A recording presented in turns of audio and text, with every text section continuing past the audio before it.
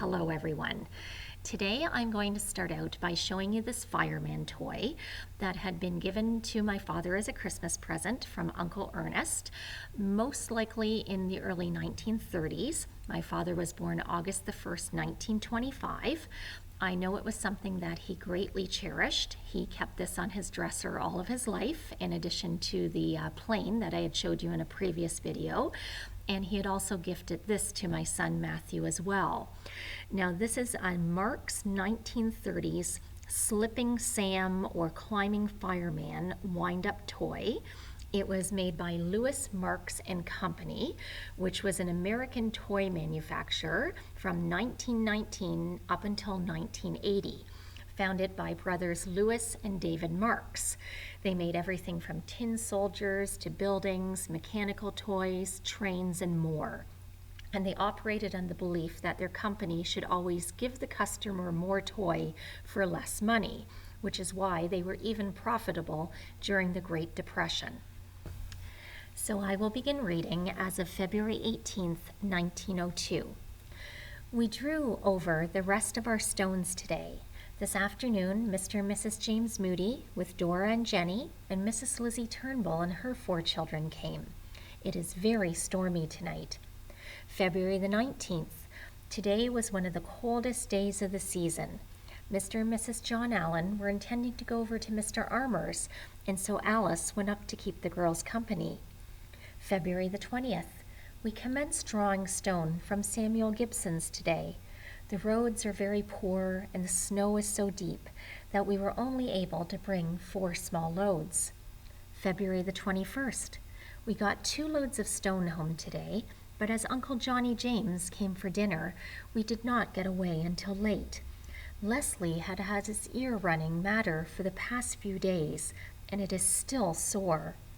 February 22nd, we brought home a load of stone this forenoon, and this afternoon Pa and Ma went to town and took Aleck with them and had him vaccinated by Dr. Hannah. Alice Poole was also vaccinated today. February 24th, yesterday we went to Sunday school, and today Paul went away to draw wood for Uncle Alfred and himself. February the 25th. Paul went for a load of stone this forenoon, and after he came home, he went in to meet the 1 o'clock train on which was Aunt Emma and Vera. Uncle Aleck drove here. This evening, they went up to Mr. James Moody's, and Alice and I went down to Laura Moody's, where were assembled besides us Tina and Jenny Moody, Herbert Moody, Anna and Katie Allen, and Annie and Lily Frayne. After many games and supper was served, and soon after we separated to our several homes, having all enjoyed our evening immensely. February the 26th. This morning I drove Uncle Aleck's horse up to the shop to be shod and enjoyed a fast ride. This afternoon, Uncle Aleck and Aunt Emma went to Uncle Alfred's, and after they left, Paul went up for a load of stone. Tonight, we were amused by Uncle Aleck's gramophone, which he had left at our disposal. February the 27th. We brought home 2 loads of stone today. The roads are getting very soft now. Tonight, Lloyd and I went to a lecture given by a man who said he had been a slave for 23 years. After the lecture, which lasted about 3/4 of an hour, we sang several pieces. February the 28th. Paul went for a load of stone this morning, although it rained at intervals all day. Uncle Aleck and Aunt Emma returned today and spent the day with us. March the 1st. Uncle Aleck left a bag on their property. Tonight they moved the ringleader. Tonight Pa and Ma and Uncle Aleck and Aunt Emma went to Mr. J.C. Moody's. March the 3rd.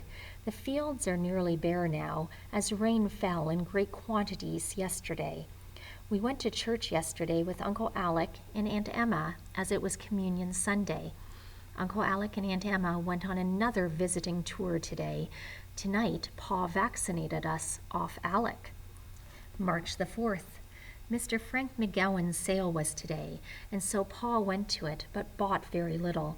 This afternoon I sawed some wood, and after Pa came home, he went to the mill with a small grist and brought a small load of stones home with him. March the 5th. Pa went for a load of stone this morning, and this afternoon he went to town. I sawed more wood today. March the 6th.